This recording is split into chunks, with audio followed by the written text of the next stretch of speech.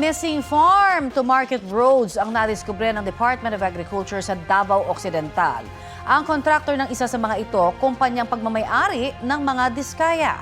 Balitang hatid ni Bernadette Reyes.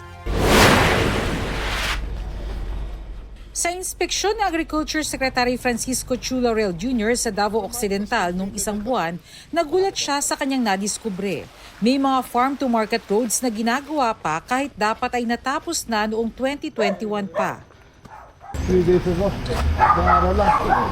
Dapat kasi 2021 pa tapos eh. 4 na taon nilang hindi ginawa. Dapat nakakolekta na nila pera. Sa inilabas ngayong audit report ng Department of Agriculture, lumabas na 8 farm-to-market roads sa probinsya ang binansagang missing. 100 milyong piso ang halaga ng mga proyekto na pinondohan noon pang 2021 hanggang 2023 at dapat ay matagal nang tapos. 4 sa proyekto ang may bahagyang nagawa, pero may 4 ding wala talagang accomplishment mula sa simula. May gumagalaw. Ibig sabihin, may nagtatrabaho.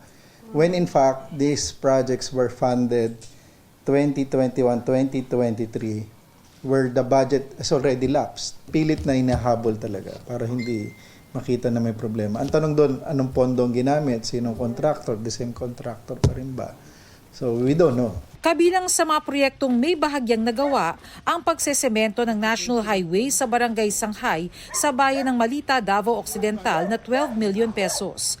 Ang kontraktor nito, kumpanyang pagmamay-ari ng mag-asawang kontratistang sina Curly at Sara Diskaya, ang Great Pacific Builders and General Contractors. Ang 13 million peso na pagsesemento rin sa ilalim ng kontraktor na John Marie Construction Service, 15 million pesos sa ilalim ng Dicem Construction and Supply, at ang 12 million pesos na concreting sa ilalim ng HVC Sagittarius. Ang 4 na proyekto naman na walang nagawa kahit ano, pareho rin ng mga contractors, ang John Marie Construction Services, Dicem Construction and Supply at HVC Sagittarius. Lahat ng possible cases, idadaan yan sa ICI. So isasubmit yung report.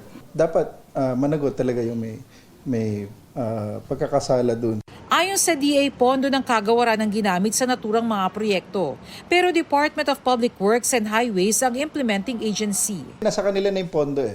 So in terms of liability, walang liability si DA kasi hindi siya part doon sa kailangan pumirma para ma-release ang payment doon sa contractor kasi we are not party to the contract. Hinihinga namin ng pahayag ang mga nabanggit na contractor pati ang DPWH. Ayon sa DA, naisumiti na sa Office of the President ang resulta ng investigasyon ng Bureau of Agriculture and Fisheries Engineering. Bukod dito, nagsasagawa rin daw ng hiwalay na investigasyon ang Department of Agriculture sa pamamagitan ng kanilang Internal Audit Service at sa pakikipagtulungan ng Inspectorate and Enforcement Office. Para maiwasan na mangyari ulit ito, pinag-aaralan raw kung maaaring ang DA na ang mag-implement ng mga farm-to-market roads simula sa susunod na taon.